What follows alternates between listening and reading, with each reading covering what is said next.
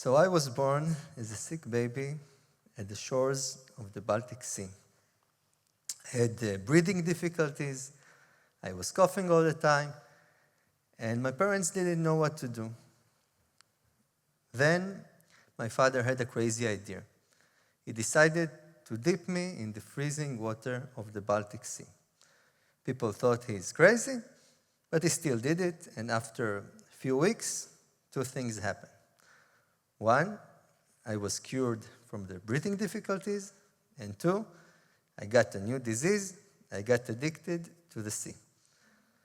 And since then, much of my life was revolving around the sea. As a child, I spent my time swimming, jogging, diving.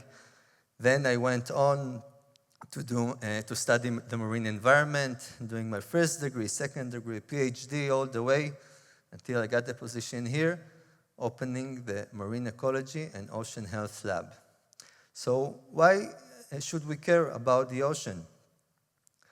So first, it provides us with oxygen to breathe. It regulates our climate. It provides us nutrition and livelihood.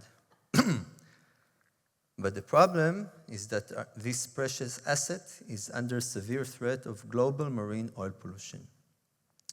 In fact, more than 10 marine oil spills occur every day globally, even while we're sitting here and listening to these TED Talks.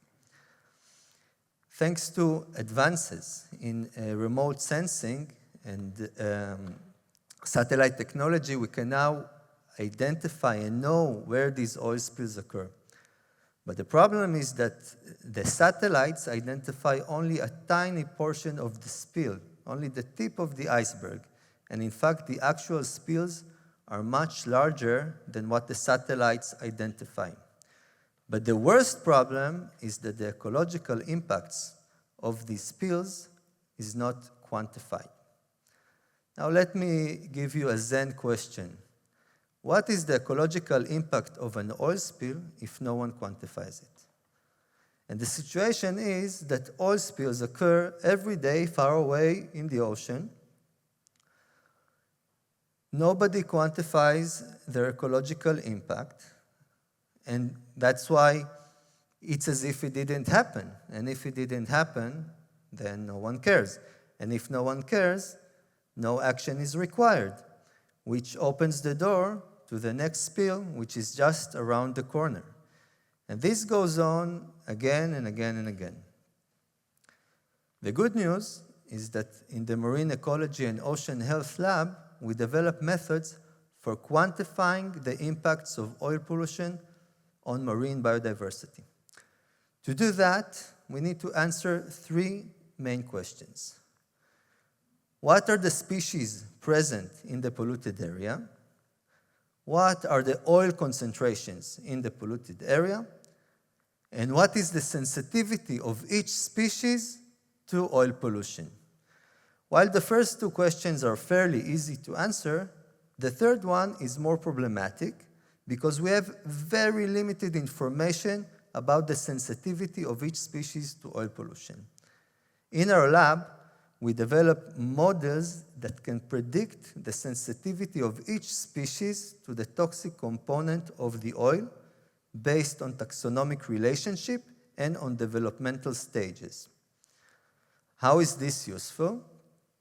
So, for example, if we take the oil spill event that occurred in Israel in 2021, the Tar in the Storm, before quantification, and I'm quoting one of the key officials who said that we were lucky because the damage of the spill was only 3 turtles and 2 birds.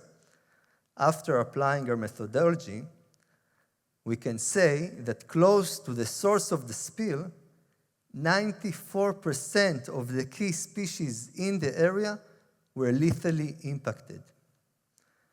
But we want to take it to the next level, and I invite you to join us in quantifying marine oil pollution globally.